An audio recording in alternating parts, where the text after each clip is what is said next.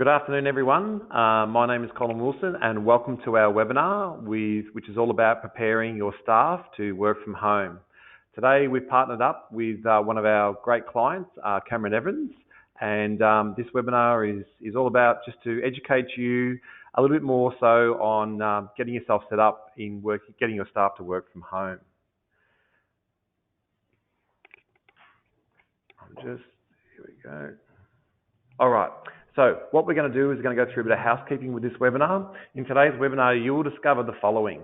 So how not to compromise on your company's IT security, the best ways to access company systems, how to get your staff to follow the policies or the policies you have in place with working from home, and ways to ensure remote workers are productive, and number 5 being to get the best outcomes with your employees. So this is our agenda today. And the reason why we've got this agenda is on Monday of this week, I really had an influx of phone calls from our clients and who have never had staff work from home before. They've always worked in their office environment.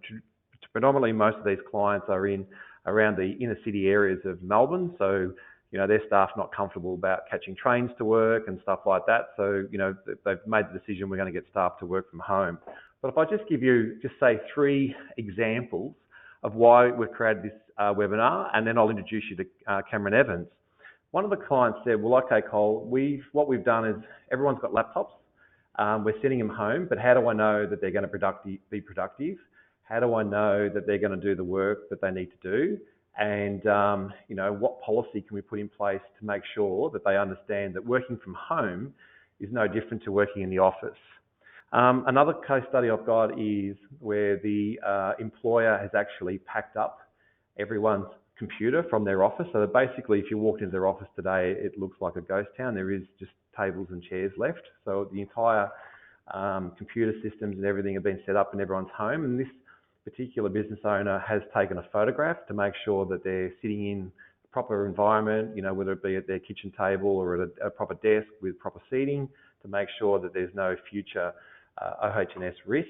And the third one was this particular customer said, well, what we're going to do is we're going to get our staff to work from home and they're going to use their own home computers. And I posed the question, well, I think that's great, but I have a question for you. How do you know that they've got the right internet, you know, or security on their home computers? And that really threw a big spanner in the works when I had that conversation. And the reason I had that conversation is, as much as we're all in a bit of turmoil at the moment with what's going on, and we've got to make the most of everything, I think we've also got to be very mindful that, you know, some companies, unfortunately, out there might get hacked where they're a bit vulnerable. And I'll let Cameron Evans go through that because, you know, he's the director of AMA ICT, and we're both directors. We put our head together and said, well, okay, you know, from a business owner's perspective, let's put this webinar together and let's educate our clients on how better to do things. So over to you, Cam. It's all good. No, thanks for that, Colin. Thanks for the introduction. And for those of you seeing the picture of me on the slide there and probably the picture on the video, there's an obvious difference. Sans beard now, but thanks, Colin, for the introduction.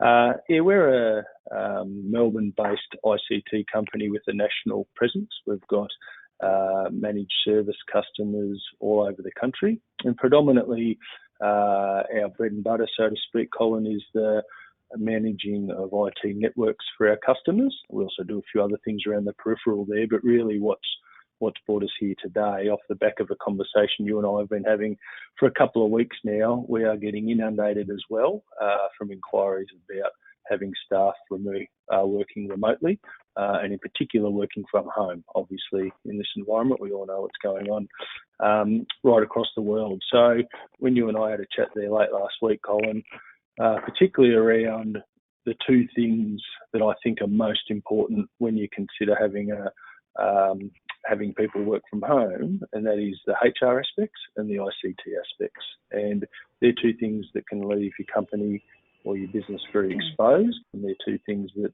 I know jointly we want to cover off on today. So yeah, it's a brief introduction on myself, Cole. I'll let you go, take over. And Cam, you're one of our clients, and you know you're probably a very well set up client because predominantly, you know, your business is locations. I think, they're in Moonee Ponds, they're in Bendigo, they're in Shepparton, and you have staff that work remotely from home on a day-to-day basis, and also from an office, which is the ideal setup. And I think, you've got the policies in place of working from an office environment and also working from home with the same expectations. The thing that's really triggered has been, we don't have any type of policy like that or process like that, so which has generated this webinar. So the first topic is around, how to compromise on your company's IT security. And I've just touched on a few things. So I'm going to now hand you over to Cam. And Cam, if you want to go through and just tell me when, next you'd like me to move the slide on, over to you. Yeah, thanks, Cole. So first topic up that I really want to discuss is how not to compromise your company's IT security if you're considering having people working from home. Look, first and foremost, you've got to consider that the office or the remote working environment, home or the remote working environment, is actually an extension of your office from an IT point of view. And first and foremost, where it might otherwise seem easy to have the existing devices that might exist at a person's home to be the devices that they use, our biggest recommendation is that you don't do that. Do not allow personal devices to access your company systems. And then the reason for that is that you and your trusted ICT advisor, whoever that may be, and of all the attendees on today, I'm sure you've got someone that's helped you build your ICT infrastructure. You've worked hard to have a secure environment. And the security or potential lack thereof with a home or personal device is an unknown to the setup that you've got. Whether they've got the right updates, security patches, they might be using unlicensed or, in inverted commas, free software. All that creates what we refer to as a wider vulnerability matrix if you're going to start to introduce them into your network infrastructure or access to your network systems. And basically just assume that any device that's not part of your corporate network is potentially one that is compromised and could compromise your network, your IT, your business network, your company network, if it's introduced. To that, again, we've been helping customers for the last few weeks prepare for remote working and working from home, and it can be obviously simple as if you've got your workers using laptop computers, using that same laptop computer they would normally use at their desk, or when they're out on the field, that's the device they're going to be using at home. All the way to what might seem like the extreme measure of picking up the desktop computer from the office and getting that to the home environment. That's the number one recommendation, that the same device that gets used on your network usually is the one that gets used when you're working remotely or from home. Also, that you provide a secure internet access and do not allow home internet to be used. Again, that just introduces a new layer of vulnerability potentially to your corporate network. Look, that can be achieved quite easily. It can be achieved by easily mobile tethering or using a cellular network device, so a 4G modem, dongle we used to call them. There's more specific devices you can use these days. However you get that, whichever provider you use, that's the recommended way. Why is that? How is using one of those, however it may be, different to using just the home Big Pond network at home or whatever else it may be? It's basically around that one-for-one device connection to the PC or laptop that might be being used. So what's the potential threat in that?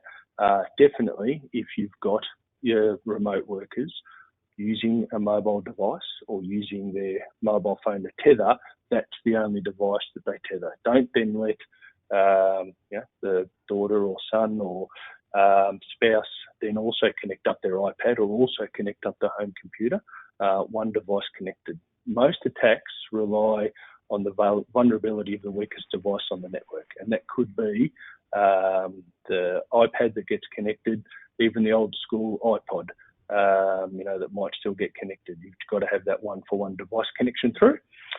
And just keep in mind that the bad guys, again, in inverted commas, they're not struggling with the ICT implications of this period that we're going through. They're looking for weak and compromised devices. And again, this isn't a fear factor presentation. This is just a realistic presentation around what could be going on. And the percentage of what we'll call home devices, iPads, phones, your PC at home, that are compromised is a far greater factor than what corporate networks or your business network devices are. Pretty much you can assume that any home PC, unless it's run very tightly and secure, like your work environment, has some sort of vulnerability. And potentially that could just be something that was uploaded along with a free program, malicious website or something. Could be years ago. They're sitting there. They're just waiting for this event to happen. They'll understand and they'll be able to see when a new device to a new network gets introduced, and that's where your risks are going to come in. So definitely not bringing home devices into your corporate network as well. So the three key ones from that, Cole, just to finish up on this slide, is not allowing personal devices to be used to access company systems. Supply your remote workers and home workers with a broadband connection, whether that be tethering to a mobile device that you're probably supplying them anyway, and understanding that the devices outside of that just assume they're compromised. Okay, beautiful. And if you look at, great. Yeah, and if you look at the next topic, what are the best ways to access, I guess, company systems? Yep. So the best way so in terms of when your workers get outside of your environment and accessing company systems, you've really got to do it in a controlled way. Again, we've seen and already had contact from customers in these last few weeks that are just rushing to get these remote workers or home workers going. And we all understand why. This has happened pretty quickly. I mean, the difference between Friday today and Friday last week in terms of some of the measures we're going to have to take have changed vastly even in the last couple of days. So we can understand the rush, but you've just got to make the call from a corporate or business IT security. If you're not ready to go, please don't rush it. Be willing to forsake productivity for security.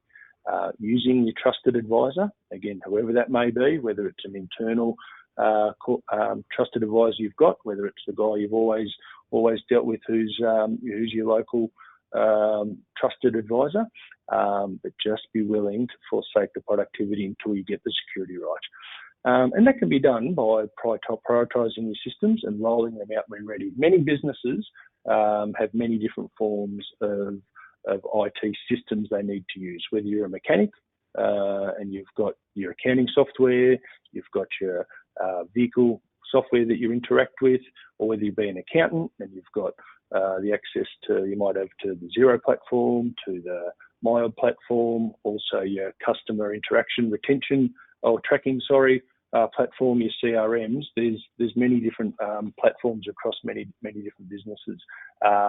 Understand each one and stagger out if you need to the access to each. Talk to the vendors of each system. Again, your IT advisor won't necessarily be the expert in all of the different systems that are out there. So the first point of contact in terms of asking what each of your systems might be able to do comes from the vendor of that system, and they'll be able to give you best advice on security, but also making sure that your trusted ICT advisor is part of those conversations or across the advice that your vendors are giving. Then you get into the realm, Cole, of if they're web-based, again, using a trusted device to be the device that accesses that through the browser that your provider is happy to use, whether it be a Chrome environment, a Firefox environment, whatever it may be. And also making sure that if you do run things like VPNs, I'm not going to get too deep or technical today, but if you do run things like VPNs, how does that work? How does that still get facilitated through your device working remotely and the connection that you've got? Again, all of this defers back to your IT provider and replicating what you had set up in the office at home, Cole. Yeah, no worries. And I think what has generated this, again, this webinar that we're doing is for people who have already got, if I use an example of salespeople who are on the road, then, you would have all that already set up. It's the ones that you haven't had remotely set up is where the danger is. And look, while we're going through this webinar, if there are any questions, please start asking some questions, because at the end of this webinar, we'll try and answer as many questions as possible, because it is a little bit scary. And as I said, we're not here to scare. We just want to make sure that you're prepared. And heaven forbid, if you've got 20 staff working from home and one staff member unfortunately was hacked, or they got into your network and shut you down, then that's just going to be a disastrous outcome. And we're just trying to make sure that you're aware. How do you make sure that you've got your eyes on it, that you do everything you possibly can to prevent that from happening. Okay. Absolutely, Cole. So then my part is around, how to get your staff to follow, the policies. Now, what's really interesting is, one of the things that has really, made our phones ring is, we need a working from home policy, Colin, because we don't have one. I just want to put it out there, we are not OH&S and WHS specialists, right? So again, I don't want to get too bogged down in the technical side of things, but if you have staff working from home, then you want to make sure that they're set up into the right environment and you have some sort of proof of that. Because the last thing you want is somebody coming back to you saying, well, I've worked from home and I've injured myself and my home is not a safe workplace. So we just got to make sure that you've got that done. But having a policy in place, I think, is really, really important. And I think, having a policy is that creates and applies to all employees of the company. So, for me, it's really about making sure that, you have a policy with definitions of what you're actually trying to implement with working from home. So if you've got staff, home-based work sites means the designed workplace within your employee's home, where employees will perform home-based work. And like what Cameron said, it's an extension of your office. It's really important that home-based work means the performance and duties at the home work site is agreed between the company and the employee. Now, I'll go into it a bit later, but there are people who have got to look after their kids, and this might accelerate as well. So, what does that look like in making sure that your staff is still productive in working from home? And already conversations I've had with some clients, they're like, well, how do we make sure that they are working productively from home and not doing 50% of the work that they should be? I also want to put it out there that, if you've got a great culture in your business and everything's going well, none of your employees want to be, made redundant or terminated or anything like that. So they will do the right thing by you, especially if you've got that, good working culture in your business. Working from home agreement means that it's a written agreement that's signed that outlines the conditions of working from home arranged between the company and employee, and includes relevant checklists relating to, but not limited to, work with health and safety requirements. So you want to make sure that, are you comfortable working at home? Is it a safe environment? Do you have the right seat? And again, I made a comment before. One client has actually gone and set the desktop computers up in their staff's home. And what they've also done is taken a photograph of that environment to say, well, yes, everything's set up and everything's going right working from home. But if you had 200 employees, that would be I think it would be very difficult. So if we look at, responsibilities. So this is some things to think about. So as an employer, you are responsible for implementing this policy to ensure that it's followed. And some things to think about is, who in your company is responsible for answering any queries in relation to this policy. So again, We are an outsourced HR business, so and for people on this hookup, I'm sure there's a HR person or some maybe another, you're using some other HR professional. But if there is questions around the policy, or who's there to actually answer it? Now, I think business owner would be probably a good point of call, or somebody that like a HR manager or something like that to support. Who's responsible for all company property and equipment when working from home? Now, this is a really interesting one, because if you're taking your equipment out of your office and you're now moving it at home, well, who's actually responsible for that? So there is a duty of care, and again, the last thing that we want is someone getting robbed and they're losing equipment, and then, well, who's actually responsible? So I think you actually need to work that out. And that might be you explain to your employee that we want you to make sure that, do you have an insurance policy in your home that if our equipment got pinched, can you actually replace it? Or does the company in itself, because they're providing the equipment, do they have insurance on the equipment? Now, in our business, we have, a wonderful team, and they work, from home and in the office, but all of our company property, and that's mainly laptops, is actually insured if they're out on sites.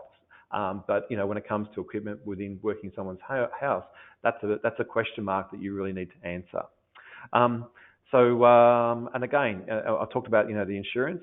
Employees still need to comply with all your policies and procedures whilst working from home. So that's about how to treat one another, and our code of conduct and our respect and everything like that. So in times like that we're going through, and it is a lot of people are under a lot of pressure, we just want to make sure that everyone still treats everyone the same, and we follow our our policies and our procedures within our business on how we do things. Very simple, like our procedures in logging on, or a procedure on you're not to use your home computer or home devices for company work. And again, this is a question that one customer asked me on Monday was, I've got a computer, I can see what the guys are doing, but who's to say that they go and log onto their own home computer and say, well, I've worked on my home computer. So again, having a policy in place really sets those standards. Employees still need to follow your OH&S policy while working from home. So if they see anything that could be dangerous, whatever, again, they go back to, who do they speak to in relation to, wanting to feel safe within working from home. And I also think you need to find out, is there any restrictions in the employees to allow the employee to work from home? So restrictions could be, and again, I'm going to talk about if they've got poor internet. So if you're, which we're not recommending, if they're using their home and they've got poor internet and they can't work, you want them to come to you and is there any restrictions with you actually doing your job that you're contracted for from home, because you need to know that. So I think it's really important to have a nominated person in your business that if they are restricted in any way, then they are to actually communicate that back to that particular person.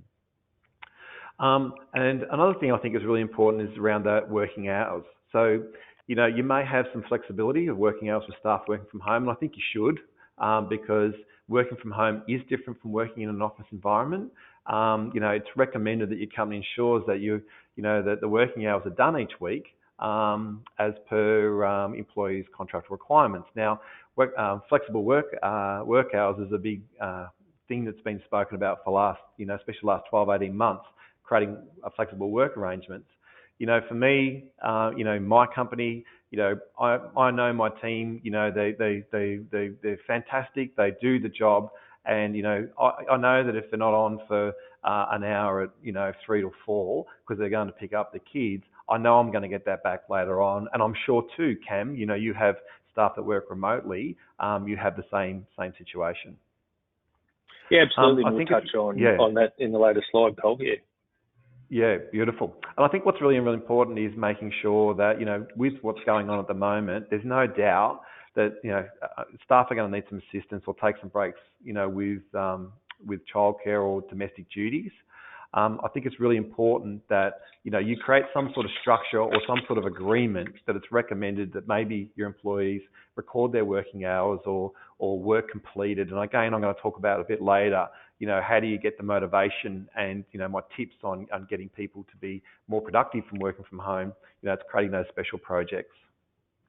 One thing that's really important that we recommend in your home policy is the performance management process doesn't change. So if you're working in my office and you're expected to do tasks and enter data in, or make calls to clients or process contracts or whatever it may be, that it's work as usual. So therefore, as an organisation, like your expectation with your staff is we need you to work from home, and we need to make sure that you're doing what's you've been employed for. So where an employee experiences any direct or indirect performance problems, within this agreement, again, it can be reported back to a HR or a manager, because if we're not performing, then that breeds another conversation that we need to have. So I've created some examples of such problems may include. So what could stop a person from actually performing in the company? And it might be just communication difficulties. So the lack of communication. And I know already when you look on Facebook and stuff like that, there's a lot of companies out there saying, well, we're using Zoom, this is how we're communicating, and we encourage that. But having that communication, I think, is really, really important of what's going on. And there might be also delays with people when dealing with the office. So again, we're all used to, if we're working in an office, if we want to go and find something out, we can go and knock on someone's door or go and ask the question. But when we're working from home, we're a little bit more restricted, and it's really important to get that communication process that's working really, really well. I think if technology is not working, that's restricted them from doing some work. Well, that just goes back to the conversation what Cam was talking about before, in making sure you've got the right devices and everything like that, so they're up and running. The whole world's now all of Australia is now to be tested on, the NBN, and what the infrastructure and all that's like. We want to make sure that, we haven't got staff that can't log on to a program or anything like that due to technology restrictions and things like that. Distractions which may interfere with work. So, one of the things that I think could be a problem is the interruptions by visitors, family, friends. People might pop into the home, even though we're supposed to be isolated. Family members or even other residents and stuff like that. So again, it's important to have a policy to say we want to be a little, it's a working from home policy. We want you to do the work as per what you're contracted to do. However, we do understand there will be times where that might not be possible. And I think the other thing too is, with the policy is the general feelings of isolation from interaction with other co-workers. So, we want to make sure that, I think already it's a stressful environment with what we're going through, but we want to make sure that, we've got really good goals with our team, and we've got good projects on the go, and there is good communication, so people don't feel isolated, which I think is really, really important. If you have a really good working from home policy, then we would encourage you, obviously, to roll that out. And if anyone breaches the policy, then employees, will be required to acknowledge the receipt and understand of what your policy is all about, and understand that if they fail to comply with the policy, then that might be liable for disciplinary action, or even up to or including termination of employment. So I don't believe for 1 minute, for the clients we work with, that any staff member is going to sit back and go, well, now it's a holiday or anything like that, because everyone still wants to keep their job. And I think more so than ever, we've all got to, have that positive mindset to keep the company going. So we stay in business. So I think that's really, really important. But if anyone needs any help, again, if you don't have those resources, then please feel free to contact us at our office. So I'm going to hand over to you, Cam, in relation to ways to ensure remote workers are productive. Yeah, thanks, Cole. And obviously everything you've touched on there from a HR point of view is very relevant. And the thing I really was keen on in this webinar was showing how that knits from the IT perspective as well. So if you just flick to the next slide, when we're talking about ways to ensure your remote workers are productive, if working from home or remotely is new to your business, you just got to accept that productivity will be impacted. That's just a natural given, and probably won't surprise anyone out there. To touch back on one of the earlier points, when we're talking about what workflows, tasks, or systems are a priority that need to be used first, factoring into that also which ones of those can be most easily monitored. Whether it be through a CRM type system. So again, if you're an accountant or a financial advice type business, a lot of those have systems for tracking minute by minute, because that's, in some cases the way billing works. So you can easily monitor that way. Be very specific around the expected performance measures for your employees as well, and how you're going to measure that. And back to a few of your points that you're talking from a HR perspective, Cole, making sure you communicate those well. And we tend to find, whether it's workers that are in the office or at the office, if they understand how the systems that they're using are able to track progress, whether it be tickets of work or productivity around time spent on tasks. If your employees understand them, then they tend to be more well embraced, utilised, and have a better impact on the business. Some of the things we mightn't have used in our existing CRMs. CRMs tend to be, very big and well designed systems that we might not use every component of. So does your existing CRM tool have productivity dashboards that you've never used, whether it be around time on the phone, time on the computer, time on particular applications? You might not have utilised that before. So again, going back to your CRM vendor or going back to your trusted IT advisor to see whether you can utilise some resources that are already there, you're already paying for, that you might not have used in the past. So check that one out. Will we have the ability, and this is what part of the unknown of the environment at the moment, will we have the ability for people to remain back at base? Are we going completely remote, or are we potentially going to a hub and spoke type model, particularly for larger office spaces, bigger working environments? You may be able to have a percentage of the workforce still back at base, keeping the advised social distancing and stuff like that. That is an advantage to being able to apportion out work. Someone who's familiar with the environment, being able to monitor as if the person was in the desk next to them, like they traditionally are, but they might be kilometres, hundreds of kilometres away in some cases, like they haven't been in the past. So if you're going that hub and spoke type model, there can be advantages to that as well. Instant messaging platforms are ones that have exploded, and I've only put 5 there. There's literally, if not dozens, hundreds of ways in which we can instantly message. Again, one we tend to find that's had a big uptake in recent times, being Microsoft Teams or the Microsoft Suite. A lot of businesses use Microsoft for their email and have a Microsoft license and only utilise the email component or only utilise the Office component. Just understand what sits behind and within that Microsoft Suite, because there are instant messaging, productivity tools, and many other things within the Microsoft Suite in particular that are there, already part of the license that you're paying for, but not utilised by many businesses. Zoom, WhatsApp are all ways you can bring people together very quickly. We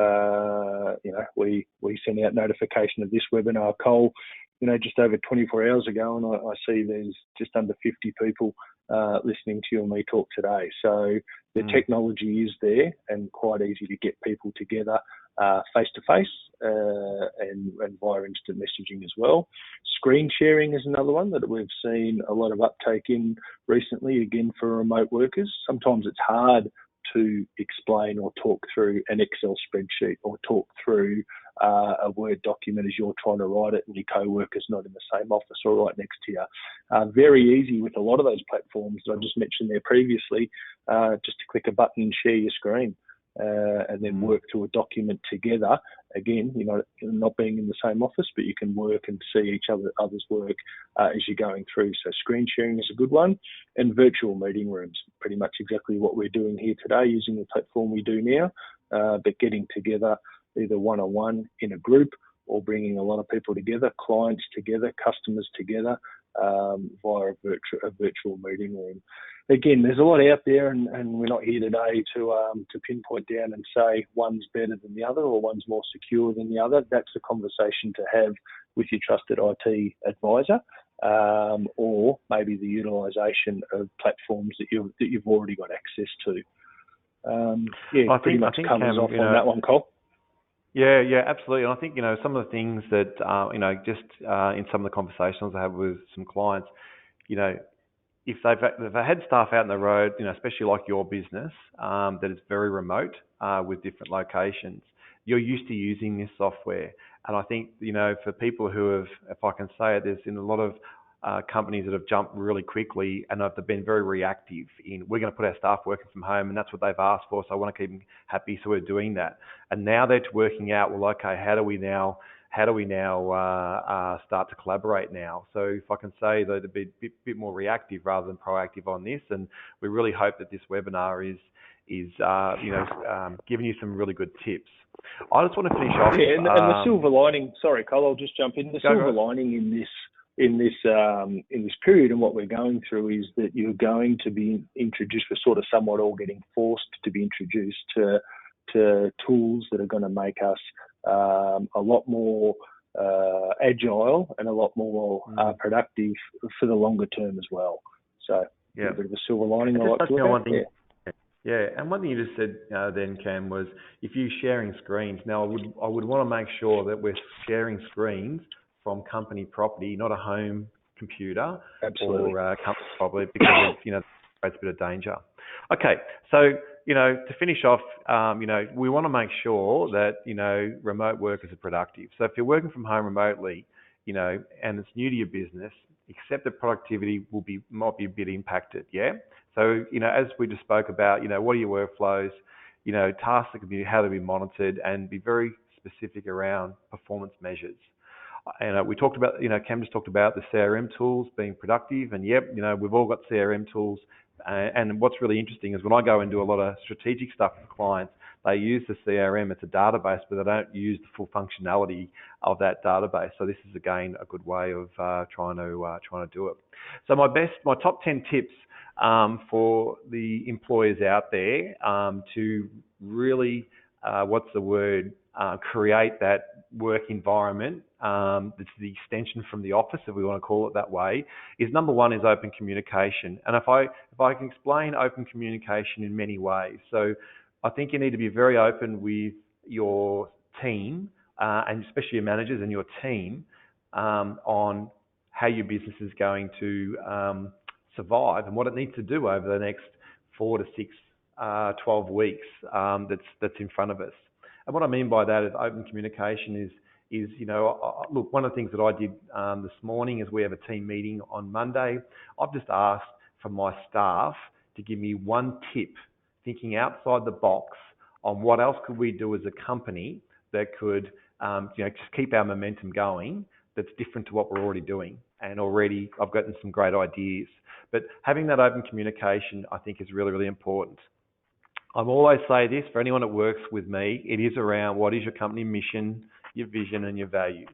Because although we're going through what we're going through, we want to make sure that, our mission is to take businesses from good to great, and our vision is to, build a team of motivated, professional consultants who provide quality advice and solutions to our customers, So we're really big on making sure that we want to keep that momentum. So yes, we're working a little bit differently, but, I always want to bring it back to, and hopefully this webinar is giving you some tips to take your business from good to great, which is our mission.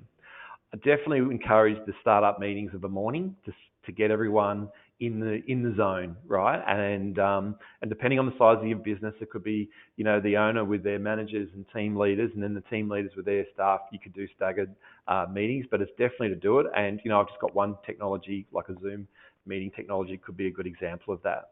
I think it's really, really important to keep positive on what's going on and what needs attention to keep your business running. Now, if I just give you what I mean by this is I would not encourage, because I've gone into a company where the entire company is focused on what's been put out on social media and what's been published out there in the market. It's hard to shy away from that. But one of the things that I've said to my team is, guys, we've got customers that need us. We've got customers we need to stay in communication with. And I think that's really important. We will want to make sure that we're giving them all a great experience. So let's get rid of that noise and focus on what we need to do to keep the business performing the way it's performing. And then obviously create projects. And I think that's really, really good. And there's never a better time that if you've got some projects that you've been wanting to do and you haven't had that time to do it, well, okay, let's create some projects and a project to me is like a ticket. There's a start of the project and there's an end. So for this day or this next 2 days or this next week, I want this project completed, and it might be an individual project or it might be a team of people, and you'll start to delegate more projects, which at the end of the day, I look at that as really good leadership. You want to check in on your staff, and I think it's really important. Is our technology working? Do you feel that you're productive? Is there anything else you need from us to keep you from performing, keep you performing well at home? You just want to keep reiterating the importance of that. Keep focused on the business performance to build on those income streams. Now, in the last few days, I've encouraged, all of our clients to get onto the ATO, try and freeze any obligations of ATO, which is a lot of my clients have had success with that, where they've had all their obligations frozen till July, and now I'm encouraging them to go to the banks. And there are banks out there that are saying, well, any mortgage or any business loan or anything like that you've got, you've got to go through a process, but we'll delay that for 3 months, which means we'll just extend what your current contract is for 3 months. So the banks are, so everyone's trying to keep everyone going, and I think it's really important that you do that. And let your employees know, hey, listen, we're doing everything we possibly can to keep things going. One thing I do want to push, and this is just for me personally, is not to stop paying your suppliers. Because if we all, as an industry, stop paying all of our suppliers, we'll all go broke. So we're all in this together, and we've got to make sure what can we do to freeze things and what can we do to keep everything going forward.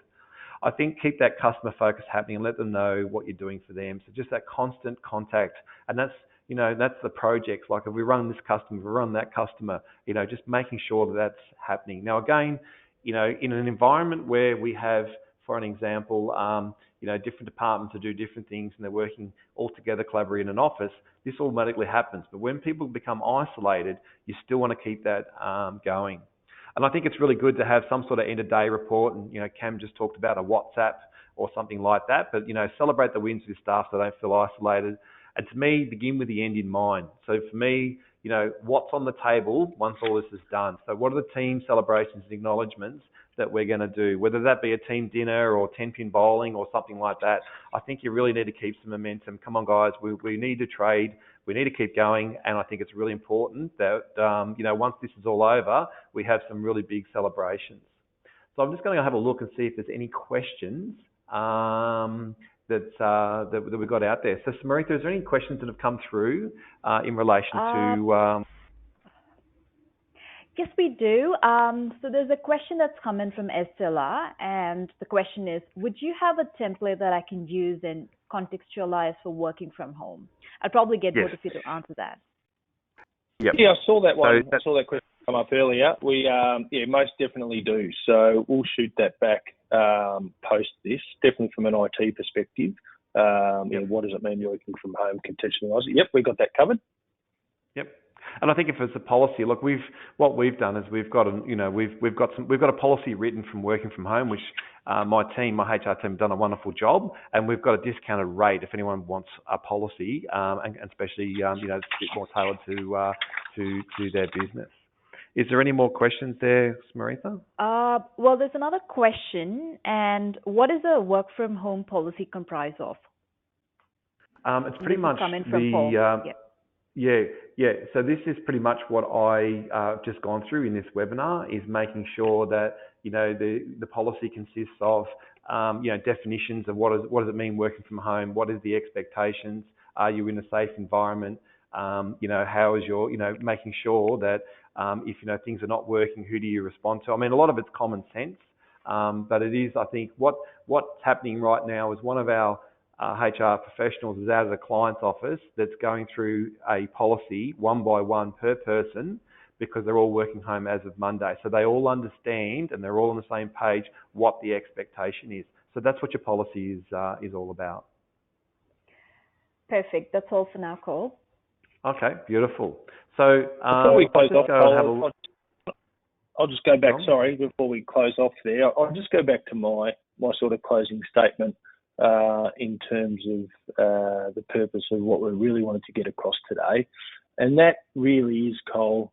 In the rush to provide remote access to your workers, do not sacrifice cybersecurity or the ability to manage systems and devices. The ability to support users remotely is going to be essential to smooth operations, whether this be for the next couple of weeks or the next couple of months. Especially if the level of quarantining rises, or the need for lengthier times for remote workers to be out there, for them to have clear communications and protocols for their IT support as well, because they're going to encounter unusual or suspect issues out there while they're working remotely, especially if it's new. So having clear communication protocols, working through with them quickly with your trusted IT provider, and making sure you got them out there. That's sort of my overarching or to make sure everyone's got covered. Now, whether you do that with us, whether you do that with your local provider, whether you've got someone internal that's right across that, whichever means you get that done, please get it done. Please get it done. And again, to echo that, encouraging that what your expectation are of staff working from home, you want to document that and make sure they understand it. Where it's really, really hard, and we have a few clients where they've already bolted, so they've got everyone working from home and they haven't done what we're talking about right now, which they've got to go back and redo. And that's what's generated us to do this webinar. Look, we have a working from home policy. Normally we charge that around $275.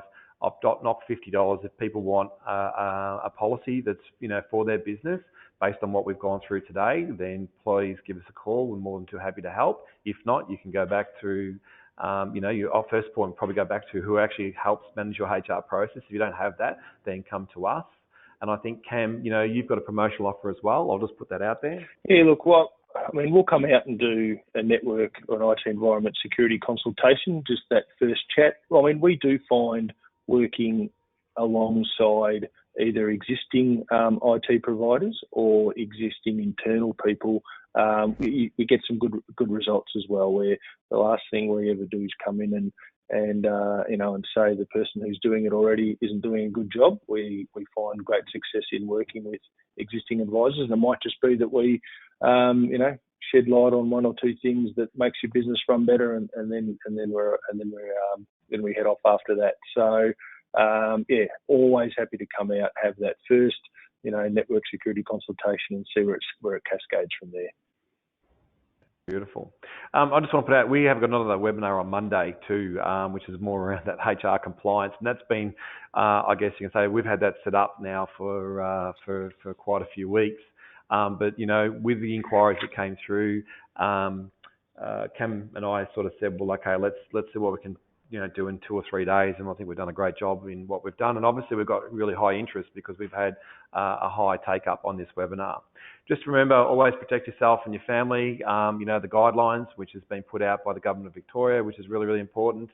If you do want some support and help, by all means, we're like every other company. We're here to help, and we want to make sure that we're doing the best thing as we possibly can for people who are on this webinar and for our clients as well. So I have nothing left to say but to say thank you very much for attending the webinar, and Cam, thanks very much for great initiative of putting heads together in combining pretty much two industries that pretty much run separately, and sharing some knowledge to help many small businesses out there.